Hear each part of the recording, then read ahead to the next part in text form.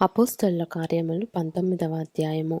అపొల్లో కొరింథులోనున్నప్పుడు జరిగినదేమనగా, పౌలు పై ప్రదేశములలో సంచరించి ఎఫెసునకు వచ్చి కొందరు శిష్యులను చూచి, మీరు విశ్వసించినప్పుడు పరిశుద్ధాత్మను పొందితిరా అని వారిని అడుగగా, వారు పరిశుద్ధాత్ముడున్నాడన్న సంగతియే మేము వినలేదని చెప్పిరి. అప్పుడతడు, అలాగైతే మీరు దేనిని బట్టి బాప్తిస్మము పొందితిరని అడుగగా, వారు యోహాను బాప్తిస్మమును బట్టియే అని చెప్పిరి. అందుకు పౌలు, యోహాను తన వెనుక వచ్చువానియందు అనగా యేసునందు విశ్వాసముంచవలెనని ప్రజలతో చెప్పుచు మారుమనసు విషయమైన బాప్తిస్మమిచ్చెనని చెప్పెను. వారు ఆ మాటలు విని ప్రభువైన యేసునామమున బాప్తిస్మము పొందిరి. తరువాత పౌలు వారి మీద చేతులుంచగా పరిశుద్ధాత్మ వారి మీదికి వచ్చెను.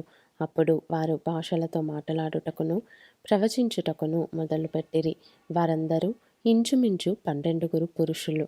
తరువాత అతడు సమాజ మందిరంలోనికి వెళ్ళి ప్రసంగించుచు దేవుని రాజ్యమును గూర్చి తర్కించుచు ఒప్పించుచు ధైర్యముగా మాటలాడుచు 3 నెలలు గడిపెను. అయితే కొందరు కఠినపరచబడిన వారై ఒప్పుకొనక జనసమూహము ఎదుట ఈ మార్గమును దూషించుచున్నందున అతడు వారిని విడిచి శిష్యులను ప్రత్యేకపరచుకొని ప్రతిదినము తురన్ను అను ఒకని పాఠశాలలో తర్కించుచూ వచ్చెను. 2 ఏండ్ల వరకు ఇలాగున జరిగెను గనుక యూదులేమి గ్రీసు దేశస్థులేమి ఆసియాలో కాపురమున్న వారందరూ ప్రభువు వాక్యము వినిరి. మరియు దేవుడు పౌలు చేత విశేషమైన అద్భుతములను చేయించెను. అతని శరీరమునకు తగిలిన చేతి గుడ్డలైనను నడికట్లైనను రోగుల యొద్దకు తెచ్చినప్పుడు రోగములు వారిని విడిచెను, దయ్యములు కూడా వదలిపోయెను. అప్పుడు దేశ సంచారులను మాంత్రికులునైన కొందరు యూదులు పౌలు ప్రకటించు యేసుతోడు మిమ్మను ఉచ్చాటన చేయుచున్నానను మాట చెప్పి దయ్యములు పట్టిన వారి మీద ప్రభువైన యేసునామమును ఉచ్చరించుటకు పూనుకొనిరి. యూదుడైన స్కెవయను ఒక ప్రధాన యాజకుని కుమారులు 7 అలాగు చేయుచుండిరి. అందుకు ఆ దయ్యము, నేను యేసును గుర్తెరుగుదును, పౌలును కూడా ఎరుగుదును గాని మీరెవరని అడుగగా, ఆ దయ్యము పట్టినవాడు ఎగిరి వారి మీద పడి వారిలో 2 లొంగదీసి గెలిచెను. అందుచేత వారు దిగంబరులై గాయము తగిలి ఆ ఇంట నుండి పారిపోయిరి. ఈ సంగతి ఎఫెసులో కాపురమున్న సమస్తమైన యూదులకును గ్రీసు దేశస్థులకును తెలియవచ్చినప్పుడు వారికందరికీ భయము కలిగెను గనుక ప్రభువైన యేసునామము ఘనపరచబడెను. విశ్వసించిన వారు అనేకులు వచ్చి తాము చేసిన వాటిని తెలియజేసి ఒప్పుకొనిరి. మరియు మాంత్రిక విద్య అభ్యసించిన వారు అనేకులు తమ పుస్తకములు తెచ్చి అందరి ఎదుట వాటిని కాల్చివేసిరి. వారు లెక్క చూడగా వాటి వెల 70,000 వెండి రూకలాయెను. ఇంత ప్రభావముతో ప్రభువు వాక్యము ప్రబలమై వ్యాపించెను. ఈలాగు జరిగిన తరువాత పౌలు మాసిదోనియా అకయ దేశముల మార్గమున వచ్చి యెరూషలేమునకు వెళ్ళవలెనని మనస్సులో ఉద్దేశించి, నేనక్కడికి వెళ్ళిన తరువాత రోమా కూడా చూడవలెనని అనుకొనెను.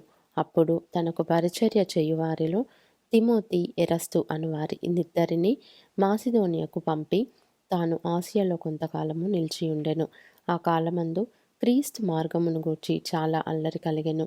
ఏలాగనగా దేమేత్రియను ఒక కంసాలి అర్తెమీదేవికి వెండి గుళ్ళను చేయించుట వలన ఆ పనివారికి మిగుల లాభము కలుగజేయుచుండెను. అతడు వారిని అట్టి పనిచేయు ఇతరులను గుంపు కూర్చి, అయ్యలారా, ఈ పని వలన మనకు జీవనము బహుబాగుగా జరుగుచున్నదని మీకు తెలియను. అయితే చేతులతో చేయబడినవి దేవతలు కావని ఈ పౌలు చెప్పి ఎఫెసులో మాత్రము కాదు, దాదాపు ఆసియా యందంతటా బహుజనమును ఒప్పించి త్రిప్పియున్న సంగతి మీరు చూచియు వినియునున్నారు.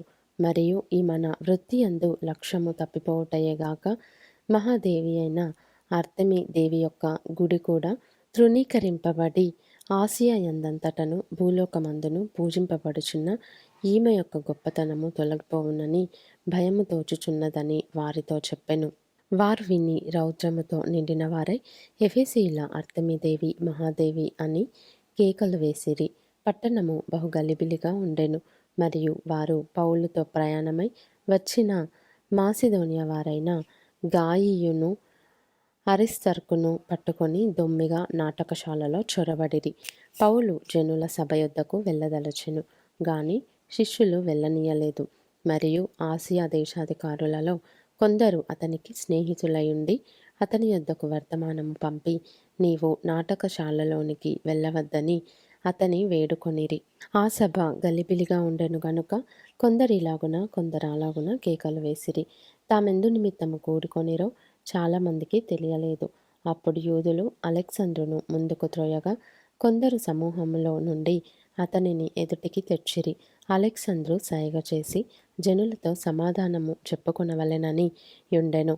అయితే అతడు యూదుడని వారు తెలుసుకొనినప్పుడు అందరును ఏకశబ్దముతో 2 గంటల సేపు ఎఫెసీయుల అర్తెమీదేవి మహాదేవి అని కేకలు వేసిరి. అంతటా కరణము సమూహమును సముదాయించి ఎఫెసీయులారా, ఎఫెసీయుల పట్టణము అర్తెమీ మహాదేవికిని ద్విపతి యొద్ద నుండి పడిన మూర్తికిని పాలకురాలై ఉన్నదని తెలియని వాడెవడు? ఈ సంగతులు నిరాక్షేపమైనవి గనుక మీరు శాంతము కలిగి ఏదియు ఆతురపడి చేయకుండుట ఆవశ్యకము. మీరు ఈ మనుషులను తీసుకొని వచ్చితిరి. వీరు గుడి దోచిన వారు కారు, మన దేవతను దూషింపను లేదు. దేమేత్రికిని అతనితో కూడనున్న కమసాలులకును ఎవని మీదనైనను వ్యవహారం ఏదైనా ఉన్న ఎడల న్యాయసభలు జరుగుచున్నవి. అధిపతులు ఉన్నారు గనుక వారు ఒకరితో ఒకరు వ్యాజ్యమాడవచ్చును. అయితే మీరు ఇతర సంగతులను గూర్చి ఏమైనాను విచారణ చేయవలెనని ఉంటే అది క్రమమైన సభలో పరిష్కారమగును. మనము ఈ గలిబిలిని గూర్చి చెప్పదగిన కారణమేమియు లేనందున నేడు జరిగిన అల్లరిని గూర్చి మనలను విచారణలోనికి తెత్తురేమో అని భయమవుచున్నది. ఇట్లు గుంపు కూడినందుకు తగిన కారణము చెప్పజాలమని వారితో అనెను. అతడిలాగు చెప్పి సభను ముగించెను.